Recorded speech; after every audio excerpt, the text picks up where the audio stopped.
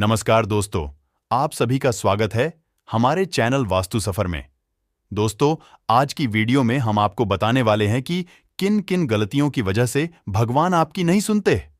पुकार किन किन लोगों की गलतियों की वजह से नहीं सुनते भगवान। जी हां दोस्तों, इन 3 लोगों की पुकार भगवान कभी भी नहीं सुनते। अगर आपके घर में भी यह गलतियां होती हैं तो आज ही सुधार लें, वरना आपकी इच्छा भगवान कभी भी नहीं करेंगे पूरी।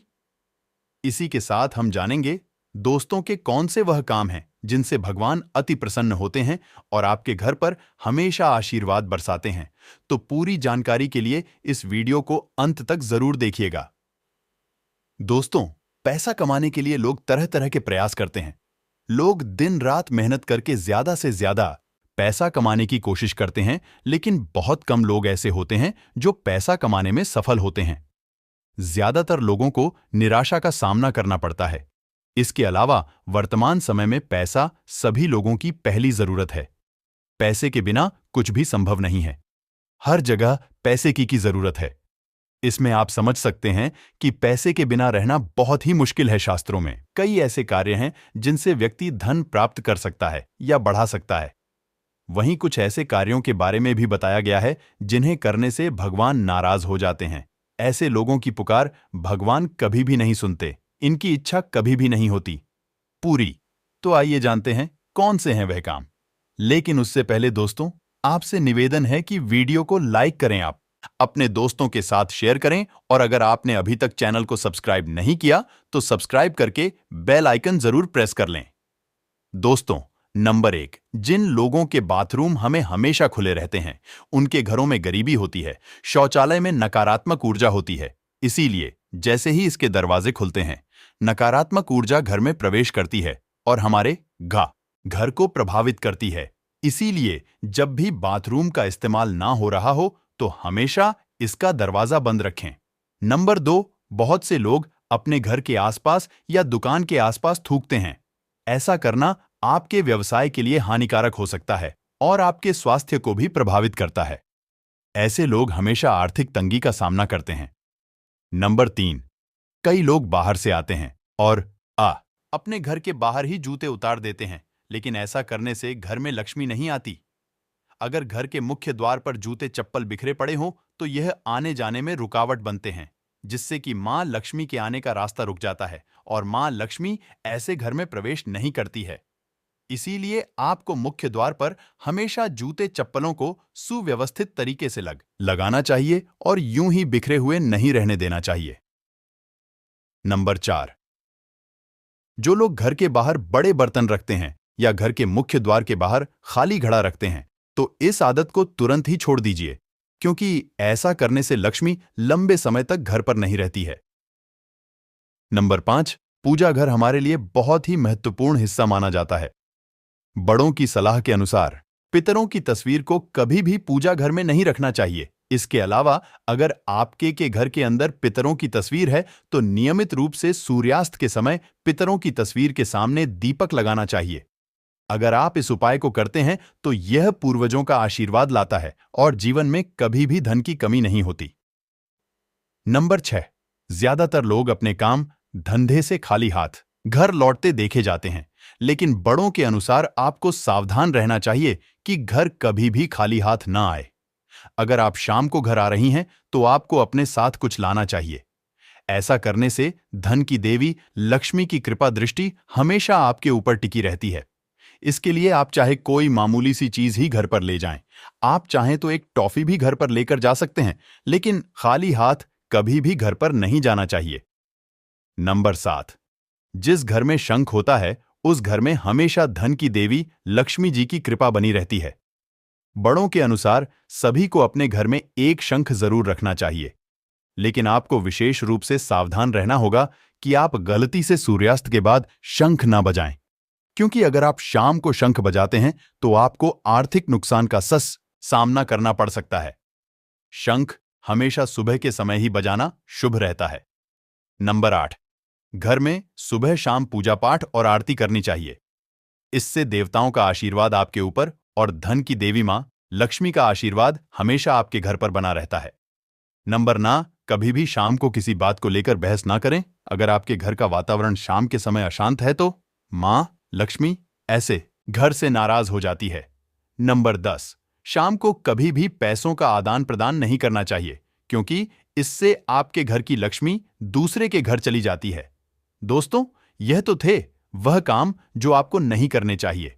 आइए अब जानते हैं कि कौन से वह काम है जो आपको जरूर कर लेने चाहिए।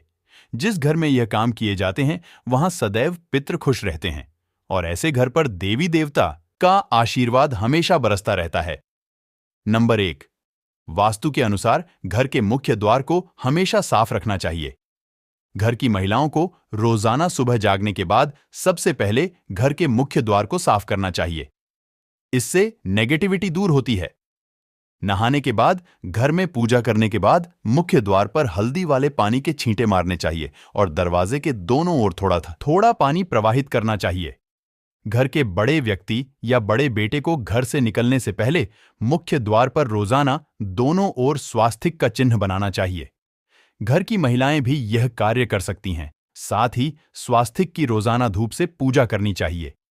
इससे बुरी नजर घर से दूर रहती है। शाम के समय मंदिर में दिया जलाने के बाद एक दिया मुख्य द्वार पर भी जलाकर रखना चाहिए। माना जाता है कि मुख्य द्वार को रोशन करने से मां लक्ष्मी आपके घर में प्रवेश करती है। नंबर 2, आपको रोज सुबह उठकर तुलसी को जल चढ़ाना चाहिए ताकि आपके ऊपर देवी देवताओं की कृपा बनी रहे। शास्त्रों में वर्णित है कि जिस घर में तुलसी होती है और जो लोग तुलसी की देखरेख करते, उनके घर में हमेशा सुख समृद्धि बनी रहती है। नंबर 3, सुबह खाना बनाते समय आप एक रोटी जरूर अलग से निकाल दें, जो कि आपको गाय को खिलानी चाहिए। आप हर रोज काम पर निकलने से पहले एक रोटी गाय को जरूर खिलाइए। इससे आपके घर में बरकत होगी और अन्न धन की कमी कभी भी नहीं होगी। नंबर 4, अगर आप सुबह जल्दी उठ जाते हैं तो आपको पूरा दिन शरीर में ताजगी महसूस होती रहेगी। इससे आपके स्वास्थ्य पर भी अच्छा असर होगा।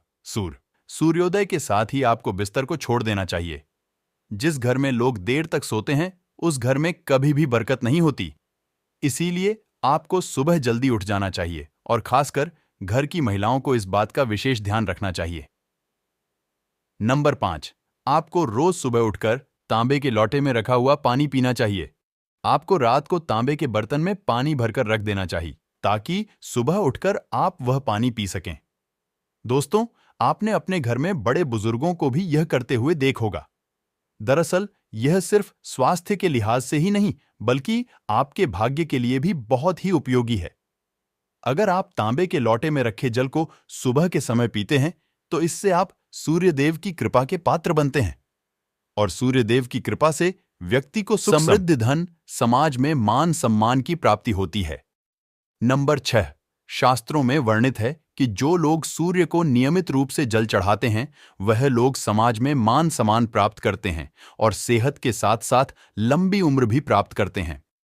आपको रोज अपने घर के मंदिर में पूजा करनी चाहिए और धूप, दीप, अगरबत्ती जलानी चाहिए, जिसके धुएं से वातावरण शुद्ध और नकारात्मक ऊर्जा भी नष्ट हो जाएगी। नंबर 7, आपको हर रोज घर से निकलने से पहले थोड़ा दही का सेवन करना चाहिए, जिससे आपके कार्य में बाधा नहीं पड़ेगी और यह शुभ माना जाता है।